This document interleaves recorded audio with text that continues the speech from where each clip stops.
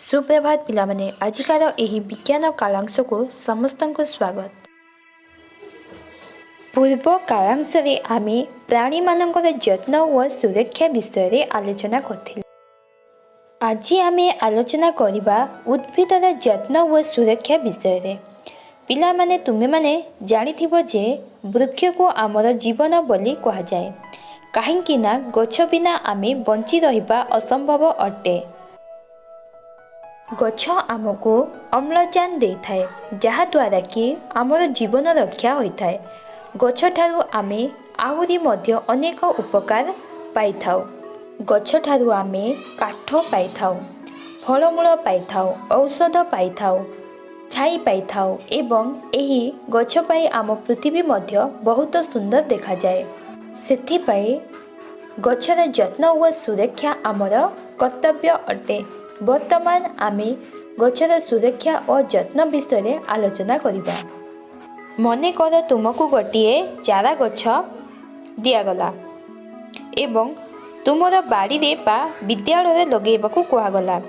गछ बड़ होई फूल फल हेबा पर्यंत से गछर समस्त दायित्व तुमको दियागला। एथिपाई तुमे कौन कौन करिबो? गछ लगेबा परे गछरे प्रतिदिन सकाळे व संध्यारे पानी दब। सेतिरे आवश्यक परिमाण रे खत व सार दब। गछ को रोग एवं पोक दाउरू रक्षा करिबा पाई सार व कीटनाशक औषध देब। गछ को पशु पक्षी ठारू रक्षा करिबा पाई बाड़ देब। एहीपरि भावरे से गछ होई फूल फल हेबा पर्यंत समस्त दायित्व तुमे ठीक भावरे तुलेइब। पिलामाने गछ बंचिबा पाई व भल भावरे बढ़िबा पाई उर्वर माटी, यथेष्ट पानी, खनिज लवण, खत एवं सार एही सबु आवश्यक करे। आमे गछ लगेइबा बेले गछ गुड़ी को छाड़ी छाड़ी लगेइबा उचित, काहेकि ना गछ गुड़ी को छाड़ी छाड़ी लगेइले गछ ठीक भावरे सूर्य आलोक पाई पारिबो व ठीक भावरे बढ़ी पारे। वर्तमान चित्र गुड़िक देख। यही चित्र गुड़िक तुमे कौन देखुछ? प्रथम चित्र रे पानी पंप साहाय्य गछ गुड़ी को पानी दिया जाउछि।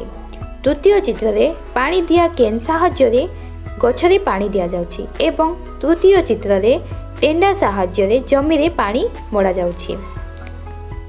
केतेक फसल जेपरिकी धान, नलिता, आखु यही सबु अधिक जल आवश्यक करे। एणु नदी रे बंध बांधी केनाल खोला जाई जल जगेई दिया जाउछि। केतेक स्थान रे पंप साहाय्य टेंडा साहाय्य एवं सेणा भली यंत्र साहाय्य जमी रे पानी मोड़ा जाई थाए।